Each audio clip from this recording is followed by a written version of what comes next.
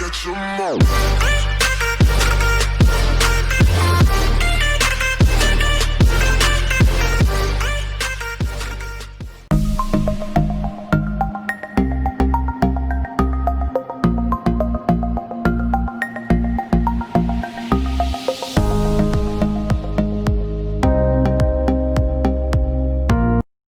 Assalamualaikum warahmatullahi wabarakatuh.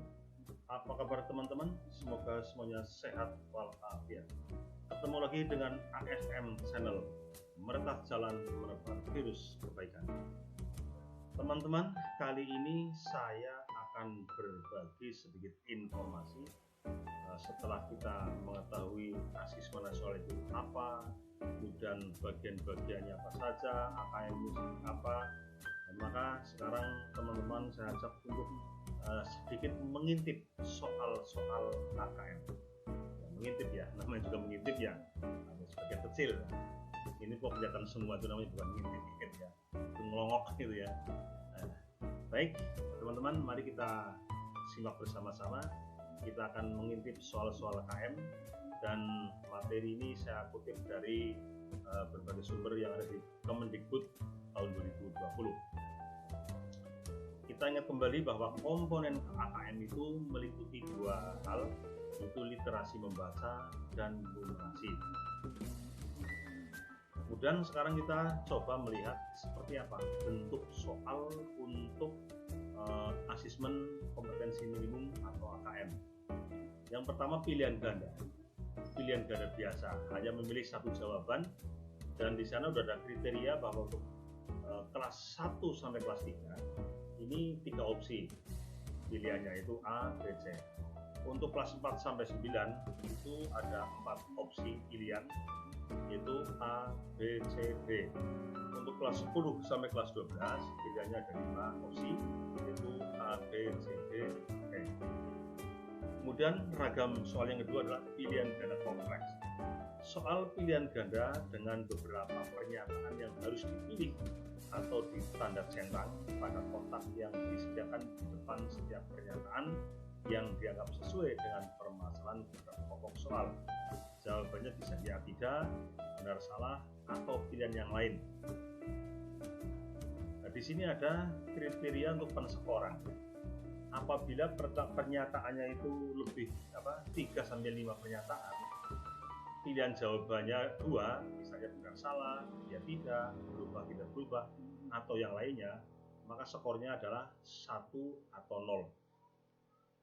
Sedangkan jika jumlah pernyataannya lebih dari 5, kemudian pilihan jawabannya lebih dari 2, misalnya hewan, tumbuhan, mikroorganisme, pagi, siang, malam, kota, kabupaten, kecamatan, desa, hijau, merah, kuning, biru, oranye, atau lainnya. Jadi pilihan jawabannya lebih dari 2, maka skornya itu skalanya adalah 2, 1, 0. 2 kalau terjawab penuh, 1 terjawab sebagian, dan 0 kalau tidak benar jawabannya atau menjawab lain. Ragam ketiga adalah menjodohkan. Lajur pertama atau sebelah kiri berupa pokok soal, dan lajur kedua sebelah kanan berupa jawaban. Jumlah jawaban sebaiknya lebih banyak daripada jumlah pokok soal di sebelah kiri. Ragam yang keempat adalah isian atau jawaban singkat. Soal isian dan jawaban singkat adalah soal yang menuntut peserta tes untuk memberikan jawaban secara singkat, bisa berupa kata, frasa, angka, atau simbol. Kemudian ragam yang kelima adalah soal non-objektif, yaitu esai atau uraian. Soal yang jawabannya menuntut peserta didik untuk mengingat dan mengorganisasikan gagasan-gagasan dengan cara mengemukakan atau mengekspresikan gagasan tersebut dalam bentuk uraian. Kemudian distribusi soal AKM. Jadi di sini sudah ada ketentuan mengenai persebaran soal-soal AKM antara yang objektif dan yang non-objektif. Untuk objektif, bentuk soal objektif, untuk pilihan ganda hanya satu jawaban benar. Untuk AKM nasional itu 20%, untuk AKM kelas 20%. Kemudian pilihan ganda kompleks itu memberi tanda cek atau centang dalam kotak beberapa pernyataan yang dijawab ya tidak, benar salah, dan lain-lain. Jawaban benar lebih dari 1. Untuk AKM nasional itu porsinya 60%, sedangkan AKM kelas itu porsinya Untuk ragam objektif menjodohkan, untuk AKM nasional 10%, AKM kelas juga 10%. Untuk isian singkat atau jawaban singkat, baik berupa angka, nama benda atau yang sudah pasti, baik AKM nasional maupun AKM kelas itu porsinya sama, yaitu 5%. Sedangkan untuk soal non objektif atau IC atau urean, untuk AKM nasional itu porsinya hanya 5%, sedangkan AKM kelas porsinya 25%. Jadi lebih besar. Di sini perlu saya jelaskan teman-teman bahwa AKM itu ada 3 macam ya. Ada AKM nasional, ada AKM kelas, dan ada AKM sertifikasi. AKM nasional itu yang menyelenggarakan pemerintah pusat ya, untuk pemetaan mutu. Sedangkan AKM kelas itu nanti dilaksanakan oleh guru di setiap kelas dan setiap mapel. Dan ini lebih fleksibel, tujuannya untuk memperbaiki proses pembelajaran. Sedangkan AKM sertifikasi ini adalah AKM yang khusus bagi siswa yang ingin mendapatkan sertifikat kompetensi tertentu. Sekarang pengembangan soal AKM. Untuk literasi membaca, kita masih ingatkan bahwa AKM itu terdiri dari 2 komponen, yaitu literasi membaca dan numerasi. Untuk literasi membaca, untuk konten teks ini meliputi teks informasi, teks sastra. Untuk konteks teks meliputi konteks personal, konteks sosial budaya, dan konteks saintifik. Sedangkan untuk kognitif itu meliputi menemukan informasi, interpretasi dan integrasi, serta evaluasi dan refleksi. Itu untuk materi literasi membaca. Kemudian capaian kompetensi, perlu saya sampaikan kepada teman-teman bahwa tingkat ya, atau capaian kompetensi itu bertingkat atau berjenjang atau ada levelnya. Untuk level 1 atau jenjang 1 ini meliputi kelas 1 dan kelas 2. Kemudian untuk jenjang 2 atau level 2 ini meliputi kelas 3 sampai 4. Untuk level 3 ini meliputi kelas 5 dan kelas 6. Sedangkan untuk level 4 meliputi kelas 7 dan kelas 8, level 5 kelas 9 sampai 10, dan level 6 kelas 11 sampai kelas 12. Nah, nanti soal-soalnya juga akan menyesuaikan dari jenjang berapa. Kalau soal jenjang 1 atau soal level 1, dan soal untuk kelas 1 sampai kelas 2. Nah, sekarang contoh soal literasi. Literasi dulu. Contoh soal literasi. Ya ini kita ambil contoh level 1. Level 1 berarti kelas 1 sampai kelas 2. Di sini ada teks bacaan yaitu Komodo. Hai, namaku Komodo. Ya, ini teks kelas 1 kelas 2. Apakah kamu tahu Komodo? Dan seterusnya dibaca ya. Setelah dibaca, kemudian di sini ada pertanyaan. Pertanyaan 1 untuk Komodo ya, diberi keterangan di sini. Jenjangnya level 1, kelas 1 sampai 2. Kontennya adalah teks informasi. Konteksnya saintifik, kompetensi menemukan informasi atau akses dan retrieve ya. Subkompetensinya mengakses dan mencari informasi dalam teks. Rincian kompetensi menemukan informasi tersurat, siapa, kapan, di mana, mengapa, bagaimana, pada teks sastra atau teks informasi yang terus meningkat sesuai jenjangnya. Bentuk soal jawaban singkat. Di sini ada pertanyaan untuk siswa level 1, dan pertanyaan ini masih berkait dengan teks yang ada di atas. Berapa panjang gigi Komodo? Untuk mengetahui panjang gigi Komodo tentunya anak harus membaca dulu kan. Nah, pensokorannya begini. Apabila anak itu memberikan jawaban benar, berarti dia mendapatkan nilai penuh, kodenya 1. Nilai penuh itu kodenya adalah 1. Nah, jawabannya apa? 2,5 cm atau 2,5 cm. Ada yang singkat, ada yang tidak, sama-sama betul. Jika anak tidak, kalau anak memberikan jawaban lain, maka anak tidak ada nilai, kodenya adalah 0. Sedangkan kalau siswa tidak menjawab alias kosong, kodenya 10. Kemudian kita teruskan contoh soal level 2. Ini ada teks bacaan ya. Kue tradisional Indonesia, kelapa, gula, nitrat dan sebagainya. Ini dibaca ya. Dibaca, di sini ada gambar, ini ada kue putu kue intip, ya, kue klepon, dan juga serabi. Nah, kemudian di sini juga masih ada teks lagi ya, terusnya di sini ada gambar, ini lagi memasak kue putu, kemudian ini ada gambar memasak serabi. Ya, ini makanan yang sudah asing lagi ya. Mungkin Bapak Ibu guru banyak yang kalau pagi-pagi di luar jalan untuk mencari kue serabi. Nah, di sini ada soal tentang kue serabi, kue tradisional. Level soalnya level 2, berarti kelas 3 dan 4, materi kelas 3 dan 4. Kontennya teks informasi, konteksnya sosial budaya, kompetensinya menemukan informasi atau akses dan retrieve. Subkompetensinya mengakses dan mencari informasi dalam teks. Rincian kompetensi menemukan informasi tersurat. Siapa, kapan, di mana, mengapa, bagaimana pada teks sastra atau teks informasi yang terus meningkat sesuai jenjangnya. Bentuk soal adalah isian singkat. Nah, soalnya demikian, saya baca ya. Apa bahan yang sering digunakan untuk membuat kue tradisional Indonesia menurut teks? Penskoran kue tradisional ya untuk soal tadi, nilai penuh itu kodenya 1 kalau anak itu memberikan jawaban kelapa, gula nitra, dan aneka beras.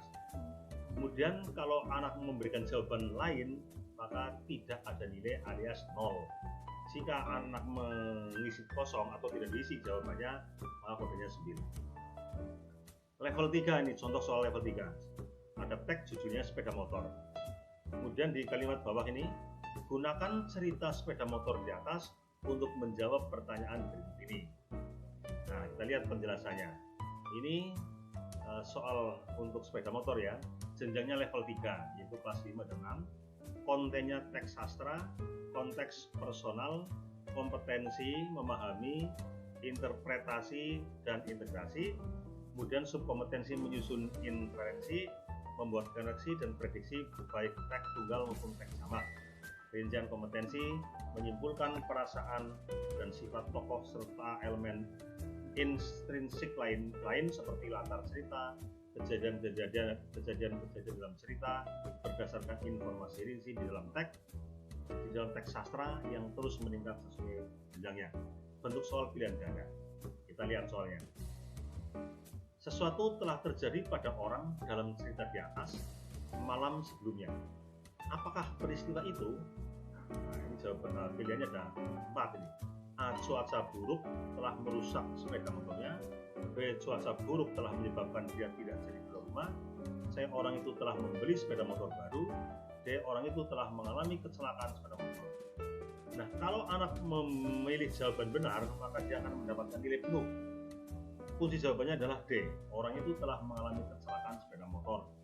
Jadi kalau anak menjawab D, berarti dia benar, maka mendapatkan nilai penuh yaitu 1. Jika jawabannya lain, maka dia tidak ada nilai. Dan kalau kosong, maka dia kodenya 9. Kemudian untuk level 4 ya, ini ada teks juga nih, menggosok gigi. Silakan nanti teman-teman untuk mencermati soal ini dari teks ini. Kemudian ada perintah di bawah ini, kalimat bawah. Gunakan bacaan menggosok gigi untuk menjawab pertanyaan-pertanyaan berikut. Nah, otomatis soalnya menyesuaikan dengan teks di atas tadi. Jenjangnya level 4, kelas 7 sampai 8. Kontennya teks informasi, konteksnya saintifik, dan seterusnya. Bentuk soal isi. Menurut Bente Hansen, ya, mengapa kita harus menggosok lidah kita? Nah, itu di teks ada jawabannya. Di sini pedoman penskorannya begini. Kalau anak itu memberikan jawaban benar sesuai dengan kriteria yang sudah ditentukan, maka siswa mendapat nilai penuh, yaitu 1 kodenya. Sedangkan kalau jawabannya lain, maka anak mendapatkan nilai 0. Kalau kosong, ya kodenya 9. Kemudian sekarang level pembelajaran 5. Sekarang contoh soal level 5, yaitu kelas 9 dan 10. Literasi teks informasi. Contoh, menemukan informasi, mengakses dan mencari informasi dalam teks ya. Pilihan ganda. Nah, di sini ada iklan ya, ada iklan. UMKM menopang ekonomi Indonesia. Kemudian ini ada teks bacaannya, ya, dibaca. Nah, kemudian ini juga ada teks ya, seri AKM. Nah, untuk seri AKM ini masih bicara masalah UMKM, silakan dibaca. Jadi hanya contoh teks saja. Teksnya ternyata juga cukup panjang karena level berapa tadi, level 5 ya. Kemudian berdasarkan informasi yang terdapat pada infografis tersebut, klik pada kolom benar atau salah untuk tiap pernyataan berikut. Nah, ini termasuk jenis soal pilihan ganda kompleks. Ada pernyataan, siswa kemudian mengeklik benar atau salah. Nah, ini contoh pernyataannya ini adalah ngeklik salah atau benar. Kunci jawaban, setelah itu ada kunci jawabannya. Nah, kemudian ini ada ada bacaan lagi ya. Berdasarkan wacana tersebut, manakah pernyataan berikut yang sesuai untuk menunjukkan manfaat volunteerism bagi turis asing? Klik pada kolom benar jika pernyataan sesuai dan klik pada kolom salah jika pernyataan tidak sesuai. Ini juga tinggal ngekliki berdasarkan pernyataan yang ada di sebelah kiri. Kemudian di sini ada kunci jawaban. Kemudian ini ada contoh soal untuk level 6 kelas 11-12. Ini untuk level tertinggi ya. Kita coba lihat seperti apa soal untuk anak kelas 11 SMA atau SMK. Ini masih literasi ya, teksnya informasi. Kompetensinya menemukan informasi. Contoh pilihan ganda kompleks. Ada teks dulu. Ada teks bacaan ya. Judulnya bantu ibunya jualan, pemuda ini ciptakan robot unik. Nah, setelah kamu membaca wacana tersebut, bukti yang menunjukkan bahwa Agung sangat menyayangi ibunya adalah, nah ini tinggal ngeklik ini. Kalau jawabannya lebih dari satu, nggak apa-apa, klik aja. Mungkin ada yang pernyataan satu benar, klik, yang kedua benar, klik. Jadi untuk pilihan ganda kompleks ini jawabannya tidak harus satu, bisa lebih dari satu. Yang penting kalau itu kira-kira cocok, sesuai, benar, silakan diklik. Ini juga masih pilihan ganda kompleks ini. Keuntungan apa yang didapat dari penggunaan tenaga surya? Wah, ini ada tag lagi. Ini masih tag ya. Nah, ini pernyataan manakah yang menjelaskan mengapa energi surya disebut energi hijau? Kamu dapat memilih beberapa jawaban. Ini tinggal dilihat aja perintahnya. Kalau mau bisa memberikan jawaban lebih dari satu, silakan klik yang sesuai. Kalau perintahnya hanya satu, ya klik satu aja. Nah, demikian teman-teman, kita sudah sedikit mengintip seperti apa gambaran soal-soal AKM. Nah, soal-soal itu tentunya hanya sekedar memberikan gambaran kepada Bapak Ibu guru. Kira-kira ya seperti itulah gambarannya untuk soal-soal AKM. Jadi soal-soal AKM itu memang selalu kontekstual ya, ada performanya, ada teks bacaan, mungkin ada iklan atau mungkin cerita apa. Dan anak-anak itu akan diberikan soal-soal yang masih terkait dengan teks yang ada di situ. Disitulah tempatnya anak-anak untuk membangun cara berpikir yang tinggi, sehingga anak tidak hanya sebatas hanya diarahkan untuk ya tidak, tapi betul-betul melakukan analisis, melakukan evaluasi, dan mungkin juga berkreasi terhadap persoalan yang dihadapi. Terima kasih atas perhatian Anda. Kita ketemu lagi pada sesi berikutnya. Wassalamualaikum.